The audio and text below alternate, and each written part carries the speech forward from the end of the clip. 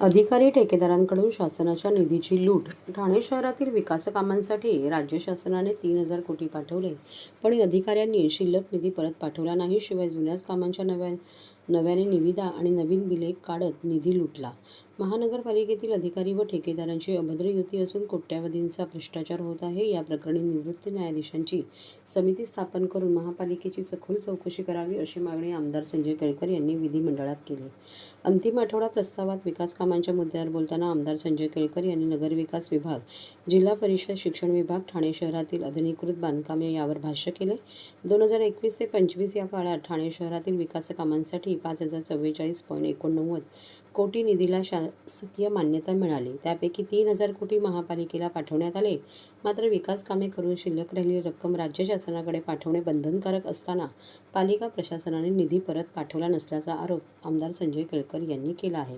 तत्कालीन मुख्यमंत्री एकनाथ शिंदे यांनी ठाणे शहराच्या भल्यासाठी कोट्यवधीचा निधी नगरविकास विभागाच्या माध्यमातून महापालिकेला दिला. मात्र अधिकाऱ्यांनी ठेकेदार धार्जिणे निर्णय घेत लूट केली. रस्त्यांच्या UTW क्रमांकांसाठी 600 कोटी महापालिकेला देण्यात आले. मात्र त्यात अनियमितता व भ्रष्टाचारच अधिक झाला. जुनी कामे आणि नवीन निविदा, नवीन बिले दाखवून अधिकारी ठेकेदारांनी लूट केली. खऱ्या कामांसाठी शासनाचा पैसा वापरला गेला नाही. या सर्व भ्रष्टाचारामागे कोण आहे याचा शोध घ्यावा लागणार आहे. त्यामुळे निवृत्त न्यायाधीशांची समिती स्थापन करून याची सखोल चौकशी करण्याची मागणी श्री केळकर यांनी केली आहे. अनधिकृत बांधकामे महापालिका कोर्टालाही घाबरत नाही. ठाणे शहरात आजही अनधिकृत बांधकामे मोठ्या प्रमाणावर सुरू आहेत.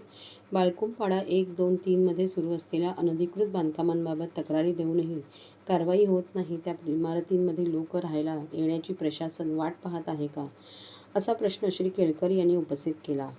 कांदळवनाची कत्तल करून मातीचा भराव, चाळी, गोदामे बांधली जात असून सहाय्यक आयुक्त, परिमंडळ उपायुक्त, अतिक्रमण विभाग ढिम्म आहे. न्यायालयाने महापालिका अधिकाऱ्यांवर 3-3 वेळा दंडात्मक कारवाया केल्या, पण प्रशासन आता कोर्टालाही घाबरत नसल्याचे श्री केळकर म्हणाले. प्रस्तावावर मी बोलण्यासाठी उभा आहे अध्यक्ष महोदय. खरं म्हणजे हा प्रस्ताव जो आहे तो प्रस्ताव देखील विस्कळीत आहे. म्हणजे एका बाजूला कायदा आणि सुव्यवस्था, शालेय शिक्षण, ग्रामविकास, महापालिका असे सर्व विषय एकत्रित करून हा प्रस्ताव जो आहे तो विरोधी पक्षाने मांडलेला आहे. अध्यक्ष महोदय, खरं म्हणजे शासनाची ही भूमिका आहे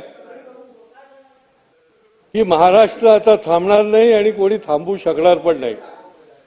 अध्यक्ष महोदय, राज्याचे मुख्यमंत्री, दोन्ही उपमुख्यमंत्री हे अत्यंत सक्षम पण आहेत, समर्थ पण आहेत आणि महाराष्ट्र कोणी थांबू शकणार नाही अशा प्रकारची क्षमता या सरकारमध्ये आहे. अध्यक्ष महोदय, अनेक प्रकारचे नरेटिव्ह हे आणले जातात. महाराष्ट्र अशांत करण्याचा प्रयत्न करण्याचा षडयंत्र देखील रचलं जातं, पण त्याला पुरून उडण्याची क्षमता ही या शासनामध्ये आहे आणि त्याच्यामुळे आता महाराष्ट्र थांबणार नाही. अध्यक्ष महोदय, या ठिकाणी विकास कामाच्या बाबतीमध्ये देखील प्रस्तावामध्ये उल्लेख आहे.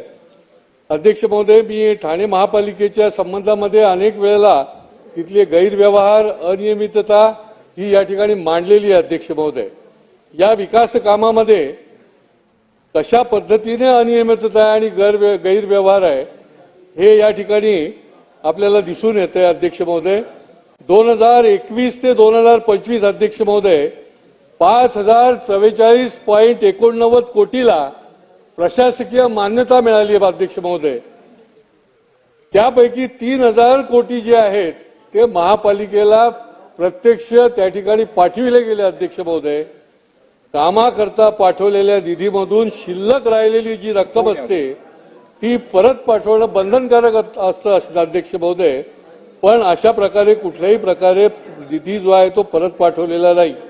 अध्यक्ष महोदय, या निधीत